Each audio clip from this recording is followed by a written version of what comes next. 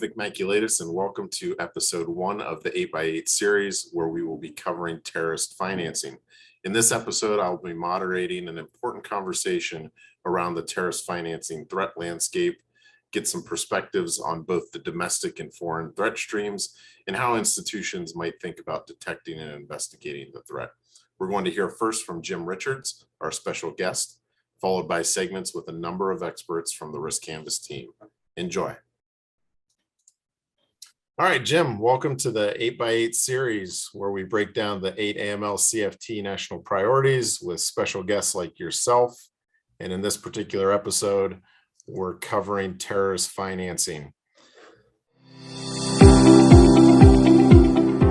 Thanks for having me. Yeah, absolutely. Let's hop right into it, right? So clearly a serious and obvious priority, terrorist financing as a threat. So the national priorities were added to the regime by Section 6101 of the Anti-Money Laundering Act, or AML Act of 2020. So let's start there, because it not only forms the basis for what we're going to talk about, but it actually answers the question for you. So Section 6101 is titled, and this is important, Establishment of National Exam and Supervision Priorities. So that's important. The intent of the section that adds the national priorities, or rather the focus of the section, is on AML programs and how the examination and supervision of those programs will be done going forward. Leaving aside the fact that there's actually 12 priorities, and there are really 12 compliance requirements, you'll see that terrorist financing, actually foreign terrorist financing and domestic terrorist financing, are on that list. And domestic terrorist financing, we are not comfortable at all with that. What are sort of some of the primary challenges? And again, now with a more micro level focus on covered institutions, right? Back to the program requirements, where we see the regulatory environment evolving to, what's going to be the biggest challenges for those banks and fintechs and MSBs and the like that are trying to be a good partner in combating the financing of terrorism? Yeah.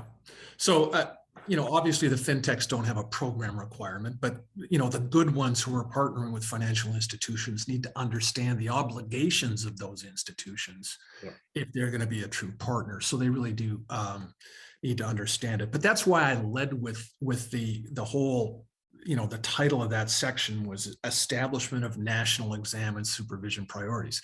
This is a program issue for people. So I think this is where it's going to get really, really interesting. So in establishing, your policies, your procedures, your controls around domestic terrorist financing, the national priority, every financial institution is going to have to define that term and define who or what is doing that financing. In other words, what is a domestic terrorist? Or perhaps, what is a domestic violent extremist? And even more difficult, Vic, how do you identify and monitor them and their activity? So, for example, where do you go to try to identify potential DVEs, domestic violent extremists? So I'll give you 2 examples of places to go. Because you're going to have to do this. You're going to have to somehow say, what is a domestic violent extremist? What is a domestic terrorist? Who are we going to include in our program? So, for example, the Anti-Defamation League, they have a thing called the Center on Extremism, and there's a HEAT map that they have. Now, HEAT is an acronym for hate, extremism, anti-Semitism, terrorism. And some of the ideologies that they identify and classify groups in include Islamist, left-wing, right-wing, anti-government, right-wing white supremacist, right-wing other, and even other is a category. So you can see that, Vic, that's a very, very, very broad range. Yep. And it's one organization's perspective. May not be everybody's perspective. Another one is the Southern Poverty Law Center, which most of us have heard of. And the SPLC maintains a list of hate groups. Now, the last time I checked it, which was this morning, there were 733 groups on their list. A year ago, there were 838. Now, do you put those on a gray list? The 733? Do you put them on a blacklist? What do you do? So that's got to be baked into your system, into your program. You've got to talk about that with your regulators, with your lawyers, with your board, etc. But you got to be careful, because there are 28 churches on that list of 733.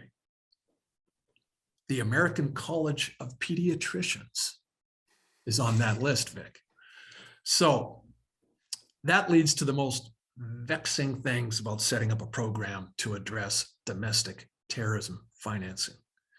What is a hate group to one person or one bank may not be a hate group to another person or another bank or another group. That's going to be tough. So my prediction is that FinCEN and the regulators, the federal functional regulators, are going to come up with very, very, very vague language around identifying and monitoring domestic terrorist financing, domestic terrorist financiers, domestic terrorists, or even domestic violent extremists. Great insights from Jim on the domestic terrorist financing front. Let's shift gears a bit to the foreign terrorist financing front and bring in riskCanvas leader Joe Gillespie.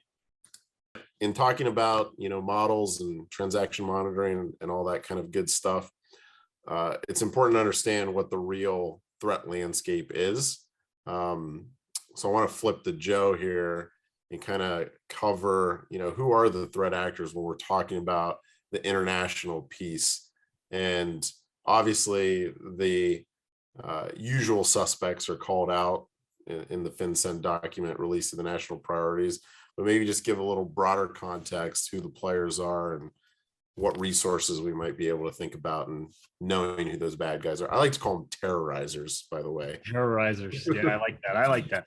Yeah, I think it's maybe much less in vogue these days. For a decade plus after 9/11, the global war on terrorism was something we talked about almost daily, and we talked a lot about how we could prevent threat actors, non-nation states who were looking to be violent as a means to achieve some outcome. We talked about how we could prevent them from obtaining the means to do that. By and large, when we talk about international terrorism, what we're talking about is Islamic terrorism. There are non-Islamic terrorists, but when we talk about the Al-Qaeda franchises and now the ISIS franchises, which has become more in vogue since they made a big splash, those are major clusters, and there are others. And those are the ones, frankly, that are called out in the AMLA, which makes sense. I think it tracks to sort of the historical of what the U.S. is focused on from an international terrorism perspective.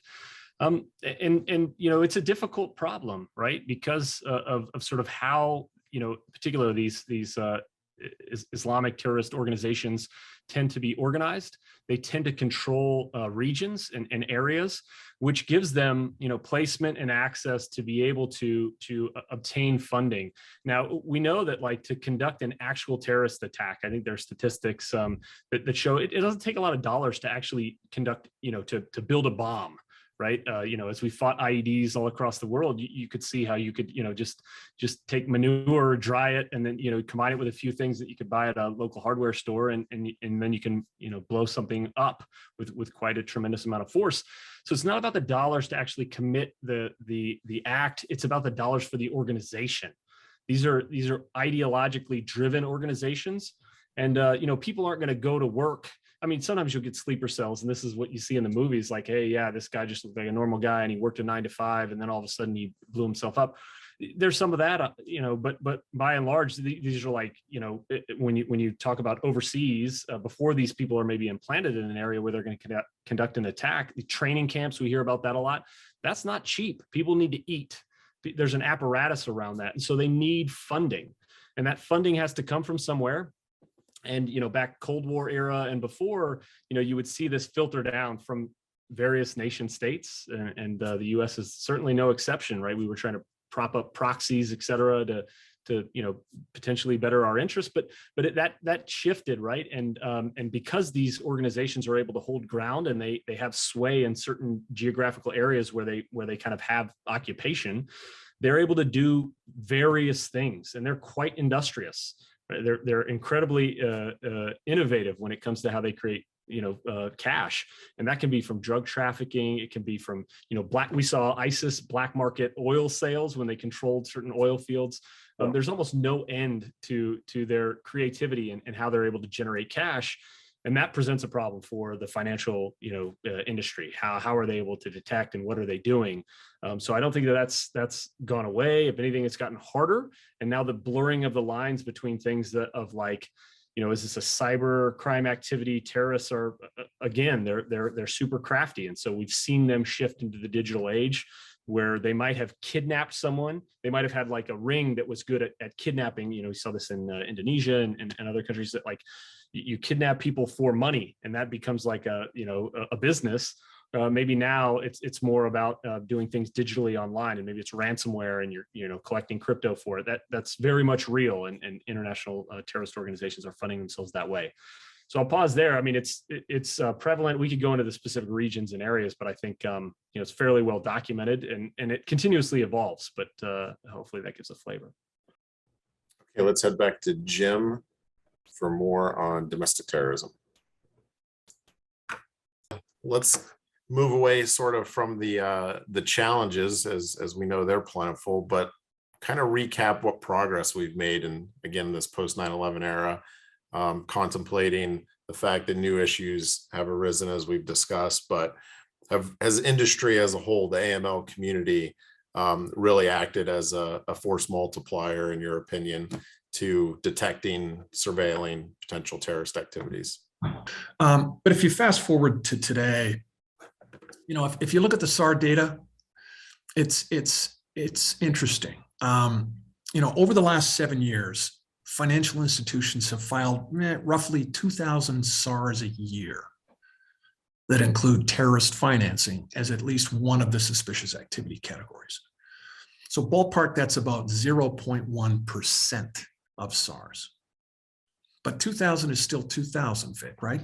So, and if you look at the data on criminal prosecutions, and for that I go to, and if you're not aware of this, you should be, Syracuse University has their Transactional Records Analysis Clearinghouse, or TRAC.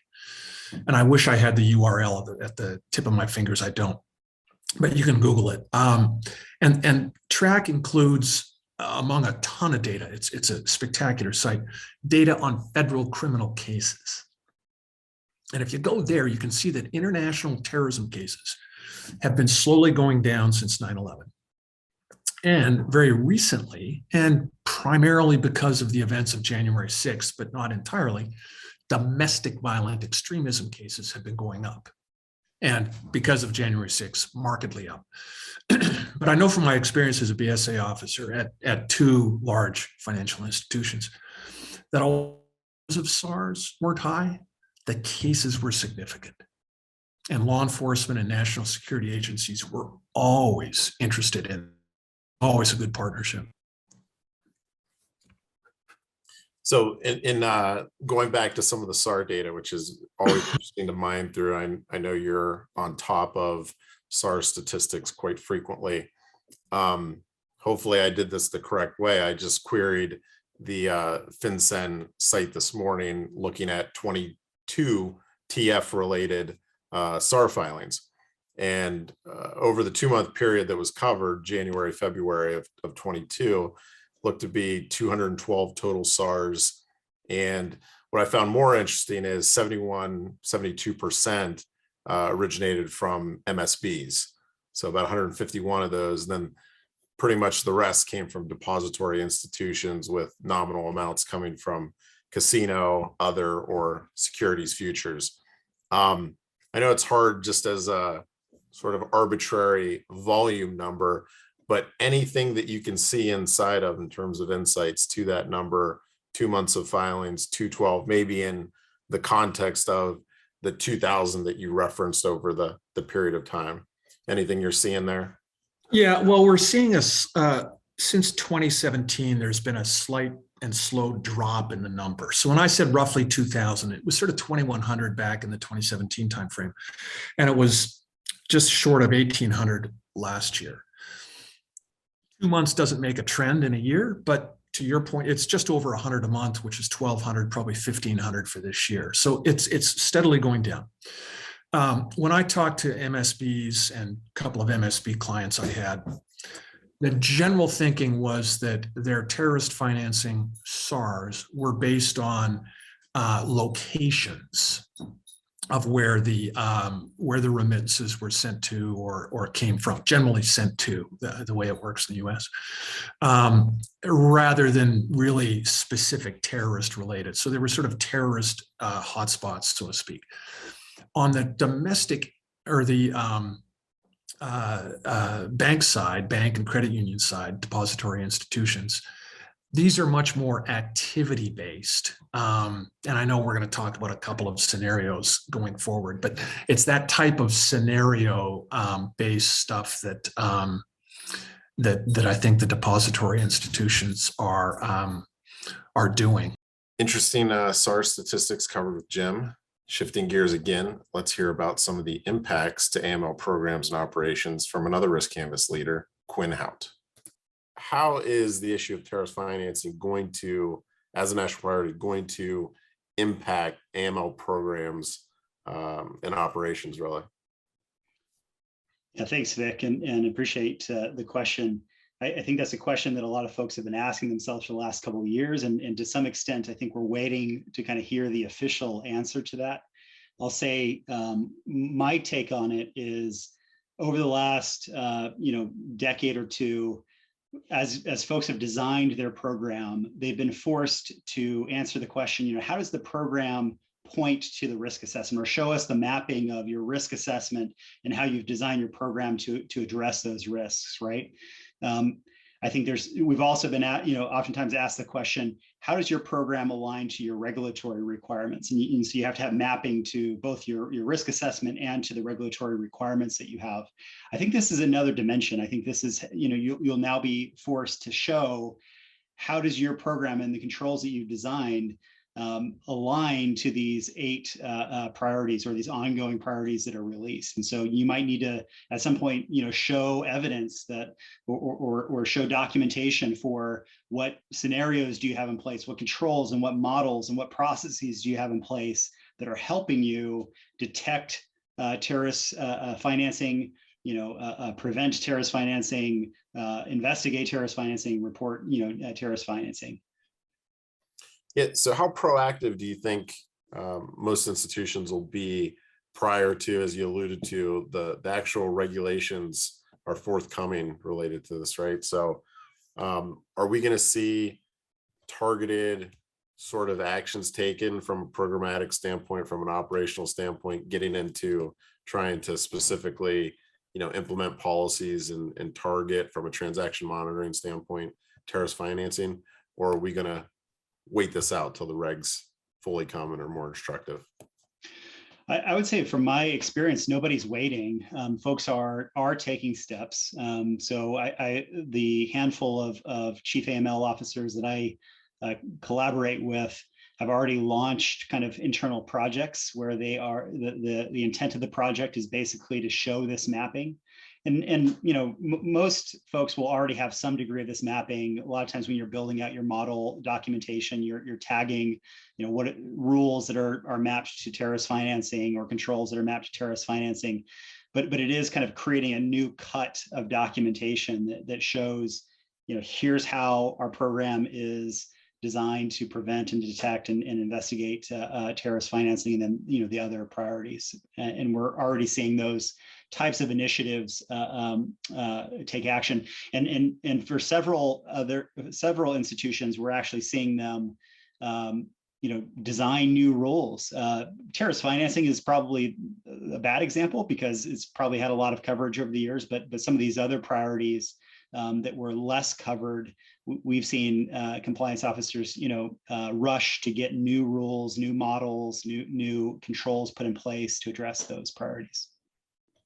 Yeah, great. So good to hear that. And yeah, good point too, as far as not necessarily a new issue, but anytime we sort of are thinking of it from a regulatory perspective, there is that notion of, what exactly should we be doing and when before the regs actually come out. The thing I want to follow up on is you're kind of alluding to these FTOs as an enterprise, right? That needs and requires funding to do all their things, pay their people, train, get materials, the whole 9 yards, right? One of the things that industry really should think through is that funding aspect tightly tied to real illicit financial flows. So you're talking about higher volume of money flowing, however that works, however it's routed. But the thing that really keeps me up at night, scares me from a more of a financing perspective. The financing, I think about more in the manner of an attack or operation, that you have the either trained operative or semi-trained operative here domestically in the United States. So that's the kind of stuff that scares me and differentiates the financing versus funding. Any thoughts there, either of you? Yeah, I would say one thing that sparked in my head is, I know we often talk about trying to detect the transactional patterns, and I think that's real.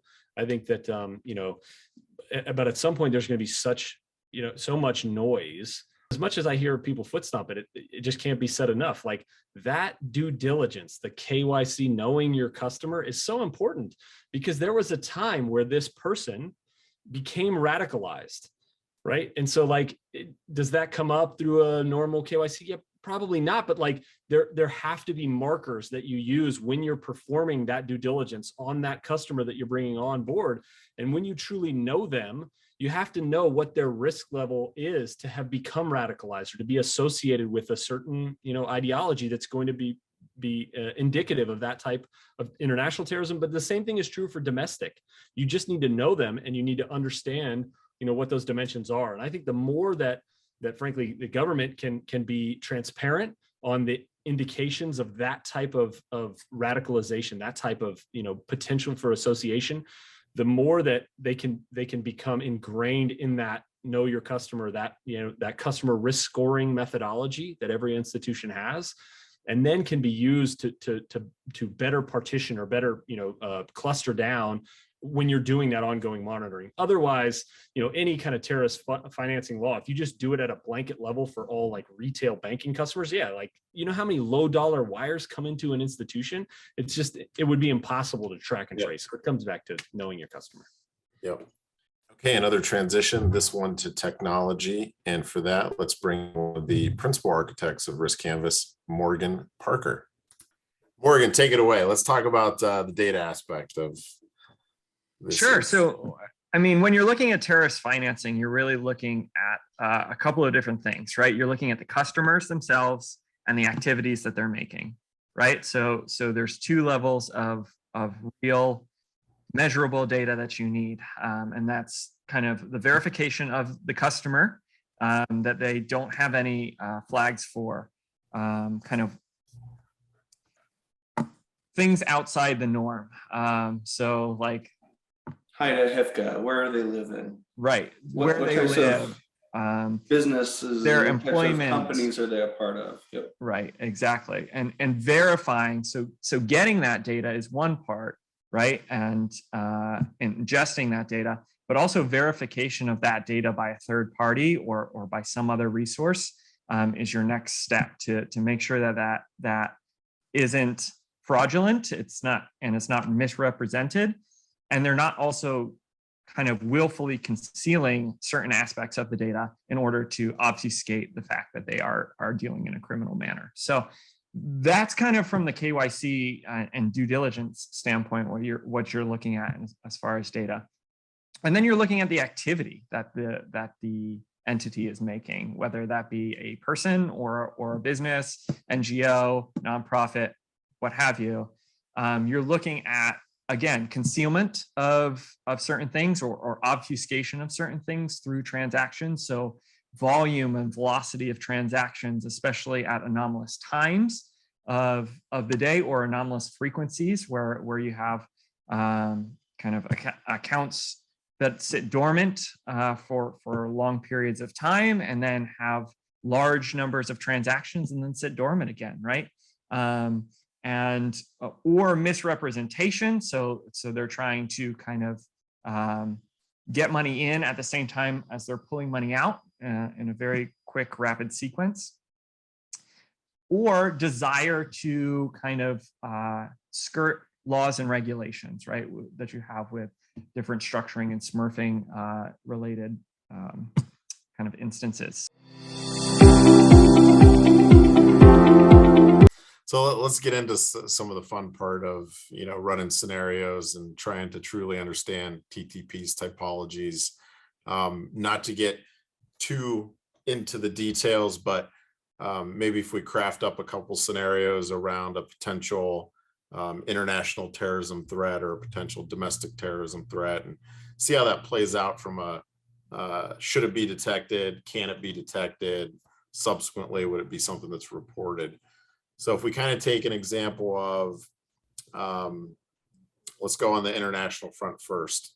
So a Syrian, presumably male, military aged, on a visa from Germany, opens up an account. He's receiving nominal wires coming in from Germany and using those funds as supporting his lifestyle, his general living expenses. Presuming that something like this is captured from any type of scenario, and there's any reference to public searches, is certainly not a designated entity or any negative derogatory information. Where do we go with a scenario like this? Should it get detected? Does it get detected? Is it something that's reportable? Well, based on that scenario you laid out, Vic, I would say no, it's not reportable. There's no activity that's suspicious. Is it detected? Yes, it's probably detected because you've probably flagged that customer, and I'm assuming it's a U.S. financial institution customer, as higher risk. Non-U.S. Permanent resident, high risk country on a visa from Germany, obtaining this, getting wires in. All of that sort of stuff is probably going to be flagged. It's probably going to be detected. But unless and until he's doing suspicious activity, I wouldn't file on that. Got it. Okay, let's bring it back to the domestic issue. So maybe drumming up this scenario with a U.S. person, presumably white, middle-aged or military-aged male. He's receiving payroll from his employer. It's a security job. Utilizes some of the funds to make online purchases of firearms, ammunition. Again, on this one, it surfaces, but no derogatory information. But there is some, so let's call it questionable social media engagement with various right-wing sites or posts. Again, is it detected? Should it be? Is this something that gets reported on the surface here? Well, and this is where this whole thing gets really difficult, right? What's a right-wing post? Is a nebulous concept. But let's take a, if you remember the Pulse nightclub horrific disaster down in, I think, Miami a number of years ago. There was a shooter went into the Pulse nightclub and killed dozens and dozens of people. Yep. I remember that case. That Pulse nightclub shooter was, when you looked at his credit card activity, he was purchasing ammunition, too much ammunition, in my view. He was practicing at a shooting club, and a couple of other things.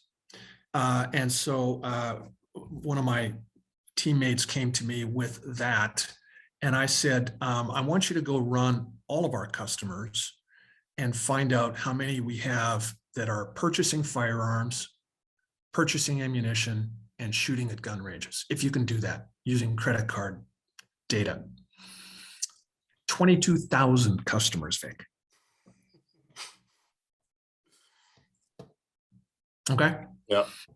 So there's nothing wrong with owning firearms in the United States. There's nothing wrong with purchasing ammunition. And frankly, I like the fact that they're practicing on how to hopefully safely use Right.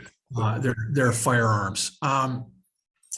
So, you know, this is a really, really difficult area. You add in the social media side, you add in the right-wing posts. I'm not sure if that's something that we can and should be reporting, but again, maybe we'll get some guidance from FinCEN and law enforcement. Let's talk about resources and tools for tackling terrorist financing. So back to Joe Gillespie for this one. So getting into some of the, we're talking about detection. We're also talking about investigation, subsequently reporting. On the investigation front, can you guys talk through resources, tools that help us better attack or understand if we're really dealing with not just perhaps the money laundering typology, but an actual foreign terrorist organization? Yeah, I mean, there's a tremendous amount of data that exists, and I think that organizations are attempting to, and I'm going back to sort of the due diligence side of things, right? Understanding truly who you're doing business with. I think that there are things in the works. Part of it has to do with there was a time where maybe banks were struggling trying to identify individuals, and a lot of money laundering, mule activity, et cetera. The corporate veil, has completely replaced that. I don't know what the estimates are today, but like the corporate ownership and nested ownership and trying to get to beneficial owners, that's where the real problem is here. Terrorist organizations, again, they're enterprising, they're smart, they're adaptive.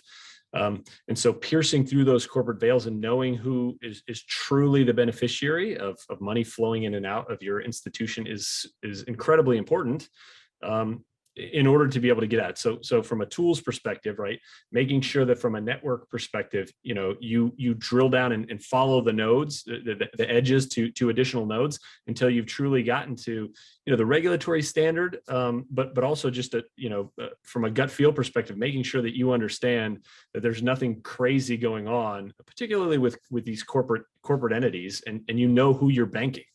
And so, getting at, public registries that are available, there are a number of data aggregators that allow you to get at some of that information.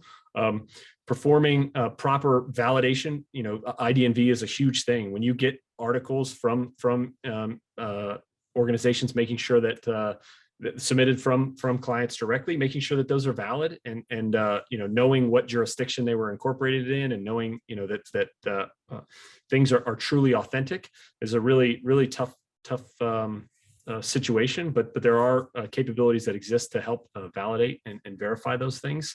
And then some of the things that are emerging, and we're still waiting to hear what happens with it, but we know that there's the beneficial ownership registry, right? The additional requirement that's likely to come out, and that's sort of still under comment and review right now from the U.S. government. Other governments are maybe leaders in that area, right? They've been implementing and pushing things in that direction. I think that will help a fair amount to close that sort of that loophole that is the corporate veil. All right, data discussion ahead, and we'll go back to Morgan Parker for that. So let me revert back quickly here to the data component. And Morgan, you laid this out nicely as it relates to the complexities of, internal data in terms of transactions and customers, often coming from disparate source systems within a financial services firm, right?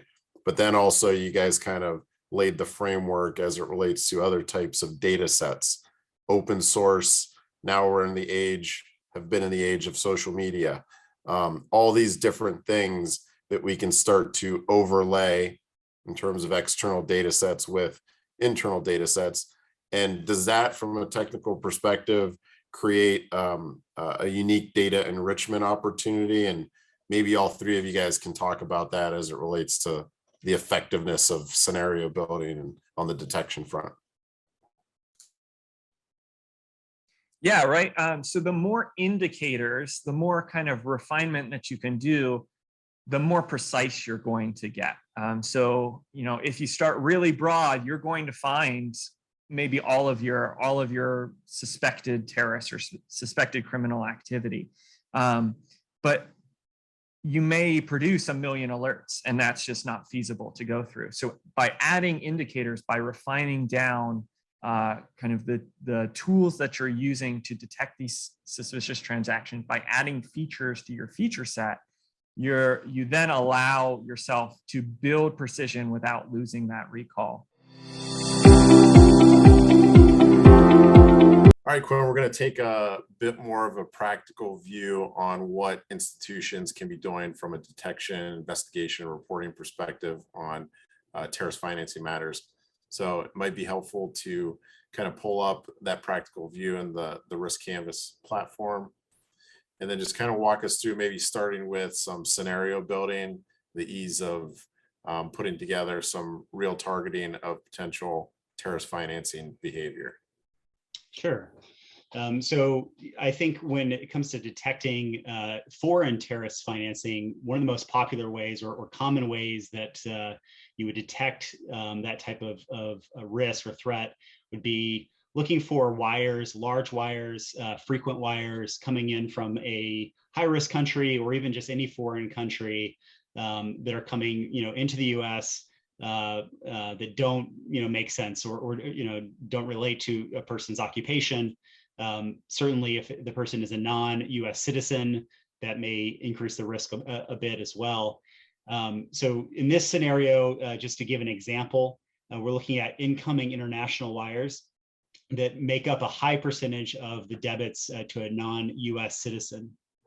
So specifically, the description of this scenario that we're going to build here is looking at a non-U.S. citizen who receives more than 4 international wires in the course of 30 days, which also kind of comprise over 75% of the debits during that period. So obviously, the type of data that you're going to need in order to build that type of rule, you're going to need transaction data. You're going to need account data, really, to kind of understand the citizenship of the entity, as well as the entity data. So in this situation, what we're going to do is we're going to build a rule that looks at counting the number of incoming international wires. And in this case, we want it to be greater than or equal to 4. We also want to make sure that the sum of all of those incoming international wires is greater than or equal to 75% times the sum of debits. So the sum of all of the transactions, all the debits, we want to multiply that by 75%. And then we also want to look at the entity record. We want to see if the entity that's in question is a citizen or not. In this case, we want it to be not a U.S. citizen.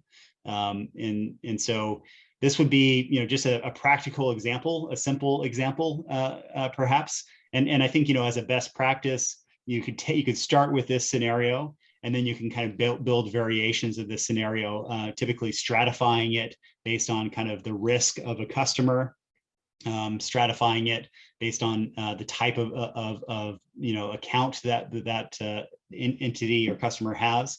So there's different ways to kind of start with a scenario or branches off of it. So that's an example of a foreign terrorist financing detection rule. I'm going to jump real quick to a more of a domestic terrorism example.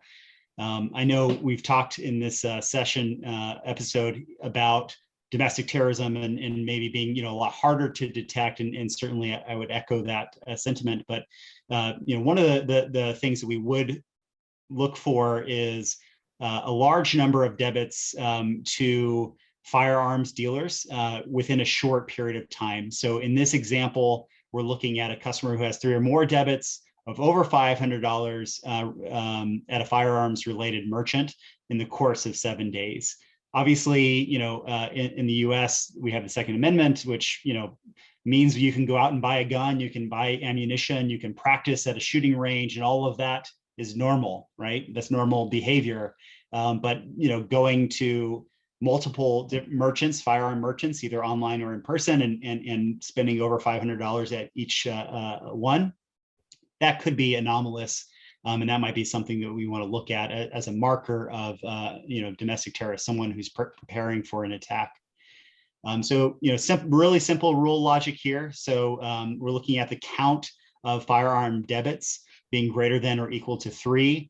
And then the way that we're kind of flagging firearm debits is in this accumulator here. So we're looking at, counting all of the transactions where the merchant name or the merchant code is related to guns or firearms or ammunition. Like I said, we're looking for transactions that are over $500. So Vic, just some simple examples here of the types of rules, types of scenarios that you would use to detect terrorist financing, both domestic and foreign. Yeah, that's great. So pretty practical view here. Obviously, a lot of intelligence and strategy and testing around building out these very targeted models, rules, scenarios. But again, practical view here of how a platform like riskCanvas can build that out fairly quickly. Now, maybe let's move into these alerts are now generated, a little bit of a view on the investigative process leading into potential suspicious activity reporting. Yeah, absolutely. So now, assuming that this scenario has fired, it's detected some activity, we'll hop over here just in the case management tool just to give, again, a practical walkthrough. So here we see for this account, as I open it up, I see there are some potential risk markers. We'll come back to that in a little bit. But I can see, specifically this alert is coming off of the same scenario that we just built, looking at the incoming international wires being a high percentage of the debits to a non-US citizen. And we're just a refresh on what the logic was there. But here what we're going to do is we're just going to look at the transaction behavior, transaction activity to make sure that we see the number of transactions that meet the criteria. So what we're seeing here is we're seeing frequent transactions of over $650, over $500. They're coming in from a foreign account from Ali Hussein going into Amari Sadaki's account. From a Deutsche Bank account in Germany, just as an example. But the frequency and the regularity of these foreign transactions would be interesting. If you want, you could also kind of open up what we call our transaction toolkit here. You could go back into January and February to see if that activity extended beyond just March and April, which is what we're seeing here flagged. And you would want to do that as part of your investigation, typically, to establish that activity. The other things you might want to look at as you're doing an investigation on terrorist financing would be, what other alerts and investigations have we done? So here you see kind of related items. If you wanted to, you could dig into the negative news alerts, or you can see there's an ACH related alert here. There's a periodic review that's still open and being done on this account. So you could open up those and see what other work is being done. Or you could come down here into the due diligence section, and where you're going to kind of get the single view of the customer. You can see all of the kind of KYC data that we have about the customer here. You can see any watch list hits that are applicable. You can see any network risk. So folks that are in their network that might be known high risk individuals. You can see negative news hits. You can see kind of activity. You can see there's actually 5 cases that are open, which is why we have this kind of dark red node here. But really kind of do a little bit of due diligence on the customer itself to see what other risk markers do you have, what other things could you point to that might be indicative of some kind of terrorist financing risk. You can also traverse across other accounts that person has, to see what other activity is happening as well. And then, you're going to take all of that, you're going to take all of those inputs, whether it's the transaction analysis that you did and the analysis of other activity that you're seeing for this customer at the bank, or the due diligence data, and you're going to bring all of that together into kind of your narrative or into your decision as you work this alert, and then ultimately lead to potentially filing or spawning a case where you might want to do a more deep investigation. But I'll pause there. Vic, anything to add here? Anything? Yeah, so let's move the scenario along, presuming that we've kind of aggregated a set of factors that give us a strong indication that it is terrorist financing activity. So we move through the investigative process. walk us into actually filing the SAR here now, populating the SAR form, that piece of it, and getting into the narrative. We'll talk through that a bit. Yeah, so obviously, jumping from a 10-minute, 15-minute investigation at the alert level, you'll want to do maybe a more thorough investigation at a case level before we get to the point where we're filing a SAR. But at the point that you have decided that a SAR needs to be filed, there's a lot that can be done to kind of autofill a lot of the SAR form. And really the part worth talking about here is kind of what is the right way to fill out the SAR form so that we can, let our law enforcement partners know that, we see some suspected terrorist financing. Yeah, so most importantly, I'm seeing you kind of stop the scroll on box 33. So we're checking that box. And in that case, I think earlier in the episode, we talked about how many actual TF related SARs there were over a certain period of time. And it doesn't happen often. So that's a clear indicator that when it does, there's probably some immediate activities that the filing institution should take aside from submitting the SAR itself. So presumably we walk through the populating of the SAR and the narrative, we get it filed, we have the right keywords and all. What are some other things to think about? Are we talking about potentially the FinCEN hotline on terrorist activity, coordinating with JTTF? What are you seeing, especially with clients, as the standard practice here in the US at least? Yeah, certainly, following up with the hotline makes sense. Working with your law enforcement partners is certainly what you would want to do, especially in the case of seeing something that might be indicative of terrorist financing. Filling out the narrative. I think, there's some after action, after filing actions that need to be done here. You should do a follow-up review on this case, looking, on a regular basis to see if this activity continues, whether it's, 30-day, 60-day, 90-day reviews. And then the other thing you want to do is make sure that this type of activity is impacting the risk score of the customer, I think is a best practice.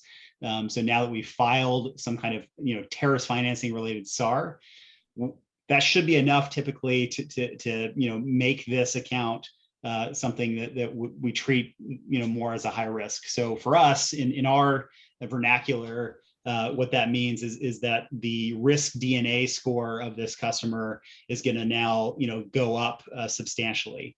And this person already just in our demo environment is high risk, but even if they were low risk, now we filed some kind of SAR, that's going to bump them up in their risk score. And if things are working the way that they should, there's controls that build off of each other, right? Now that the risk score is higher, the level of surveillance is going to increase as well, in addition to doing those 30-day, 60-day, 90-day follow-ups.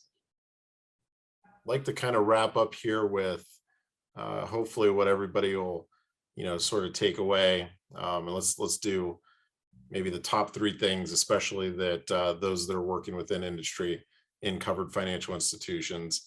Top 3 takeaways. Okay. First, and this is going to sound pretty pedestrian, but make sure your risk appetite statement and your risk assessment are clear on what your risks are, how you're assessing and identifying those risks. Then you have to align your customer risk ratings, your transaction monitoring, your customer surveillance systems to that risk appetite and that risk assessment. And of course, ensure that your regulators, senior management, your directors are all aligned with everything you've done. So that's the first thing. Second thing is develop relationships with law enforcement. Because again, these are, you're dealing with all these unusuals in a very difficult, uncomfortable space, particularly with the domestic terrorism side. So at those large institutions I worked at, we had those relationships. I believe we had those relationships. So when something like the Pulse nightclub shooting happened that I mentioned, even while it was happening, we would reach out to law enforcement, get names, or sometimes the names would be in the public. We'd run those names and provide information back almost in real time. I mean, law enforcement needs to know if that domestic terrorist, domestic violent extremist is a lone wolf, part of a group, what weapons they may have purchased, etc. So develop relationships with law enforcement. Third, you've got to work at this. Now, domestic terrorism is a new thing that I didn't really deal with until, before I retired in 2018. But I dealt a lot on the international terrorism side. You've got to work at it. Understanding terrorism, understanding terrorist financing, whether international, foreign, domestic, takes a lot of work. It takes a lot of research. And frankly, Vic, I think it takes a lot of compassion and understanding for understanding different ideas, different perspectives, the way people act and believe and think, et cetera, et cetera. So if you can, and if you have the resources, try to have somebody dedicated to this. All right, in closing out this episode, I wanted to thank all of the participants for providing some great insights into the terrorist financing national priority. We heard from Jim Richards on the requirements and the discussion around the domestic terrorist financing threat. We heard from Joe Gillespie on the foreign terrorist financing threat, and Quinn Hout showed us some really interesting ways that technology solutions can monitor, detect, investigate, and report terrorist financing activity. Overall, a really practical view of the issue. So as we work out some of the kinks with this video production, I encourage you to stick with us for episode 2. We're going to tackle cybercrime with featured special guest Ari Redboard of TRM Labs.